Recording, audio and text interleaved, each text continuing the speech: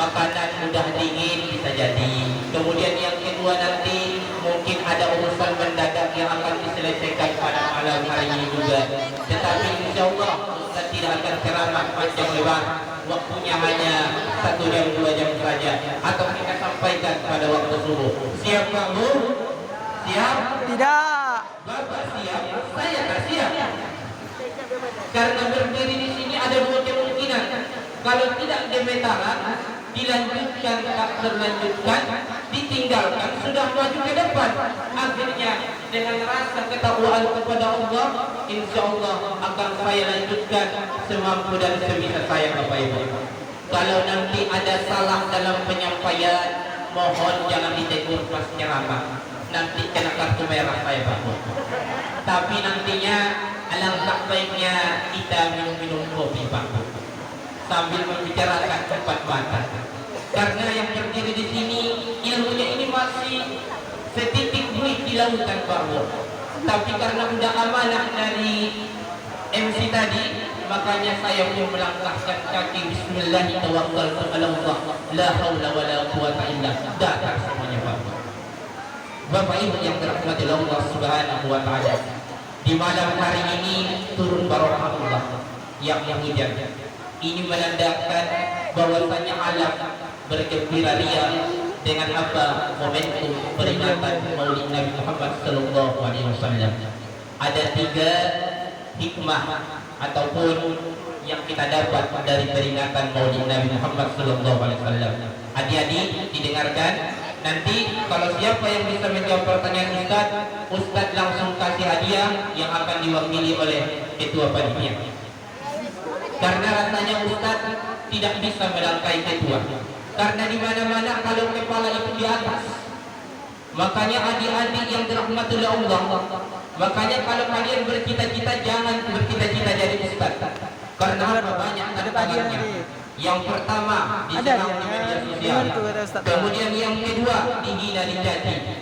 Tapi Ustaz sarankan kepada kalian, jadilah kalian, silahkan jadi tentara, tapi jadilah tentara yang beriman. Silahkan jadi polisi, tapi jadilah polisi yang beriman. Silahkan jadi bupati Bengkalis yang akan membangun dusun Teluk Besider ini 10 tahun yang akan datang. Makanya berdakwah yang paling utama itu bukan di atas mimbar Pak Bu. Berdakwah yang paling utama itu adalah menjadi seorang pemimpin. Karena seorang pemimpin satu kali berbicara ACC lanjut proyek.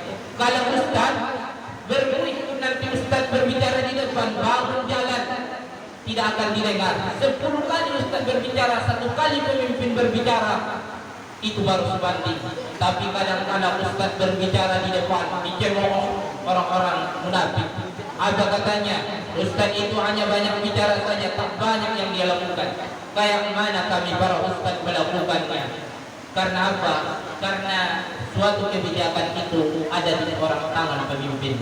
Maka pada malam hari ini Bapak Ibu yang dirahmati Allah Subhanahu wa taala, yang pertama hikmahnya adalah jadikan anak-anak kita pemimpin yang beriman 10 tahun yang akan datang. Karena Rasulullah sallallahu alaihi wasallam berapa tahun Rasulullah memimpin, tapi apa yang tidak bisa diceritakan Rasulullah sallallahu alaihi wasallam. Jadiin anak-anak sebagai dunia pemimpin. berhasil ditaklukkan di tangan siapa?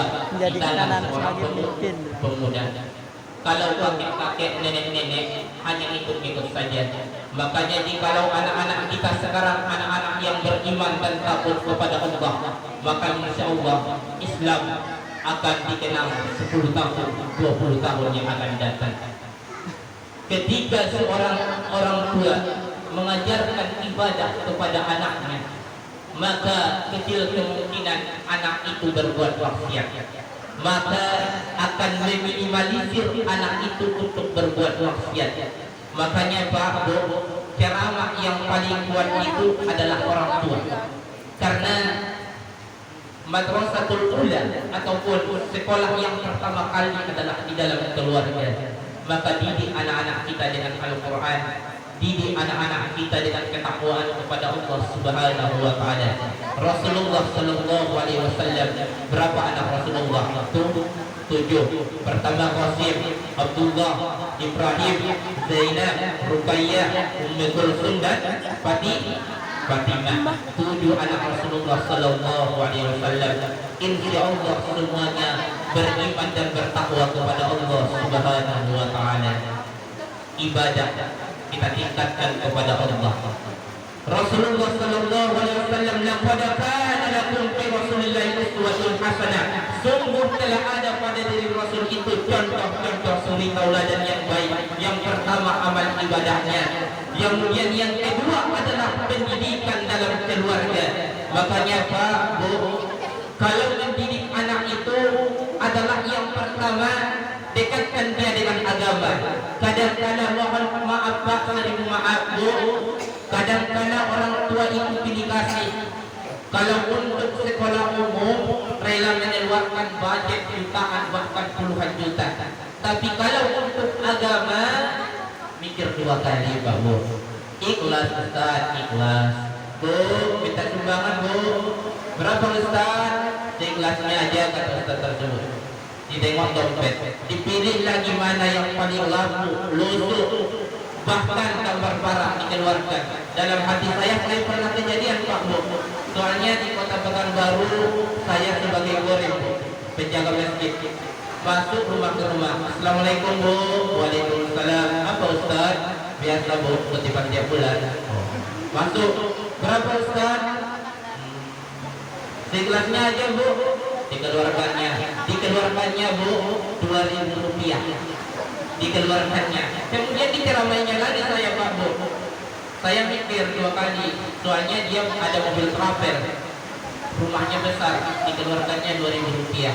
Kemudian apa kata dia lagi? Ustaz, nitip Ustaz, apa nitip doa katanya. Doakan dulu Ustaz biar keluarga saya ini keluarga yang dirahmati Allah katanya. Doakan dulu Ustaz, anak saya sekarang sedang menjalani sidang katanya untuk wisuda. Doakan dulu Ustaz biar anak saya ini lolos katanya. Ya Allah ya Karim, yang diimpakan hanya 2.000, doanya setinggi langit dan mau minta untuk masuk surga Firdaus. Mungkin malaikat Munkar dan Nakir sudah geram mungkin di dalam kubur. Mungkin malaikat Rukib dan Atid kalau sudah nampak hancurlah perumahan kami itu. Yang diimpakannya 2.000, mintanya ya Allah ya Karim masuk surga Firdaus. Makanya Bapak Ibu yang dirahmati oleh Allah Subhanahu Wa Taala, kalau kita punya harta, sedekahkan di jalan Allah. Tak akan merugi Pak Bu. Apa yang ada Ustaz? Kita sekolahkan anak-anak kita ke sekolah agama. Karena apa? Karena nantinya yang menolong kita nantinya ketika kita terbujur kaku di ruang ICU, yang menolong kita lah nantinya anak-anak kita yang dirahmati oleh Allah Subhanahu Wa Taala.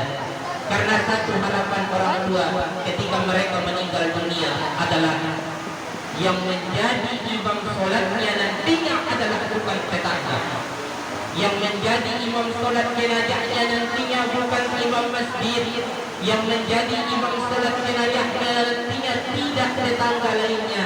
Tetapi Ustaz, saya sebagai rasa syukur saya, sebagai rasa terima kasih saya kepada kedua orang tua saya, Ustaz, pikir aja Ustaz, biarkan kami anak-anaknya yang akan memandikan ibu kami.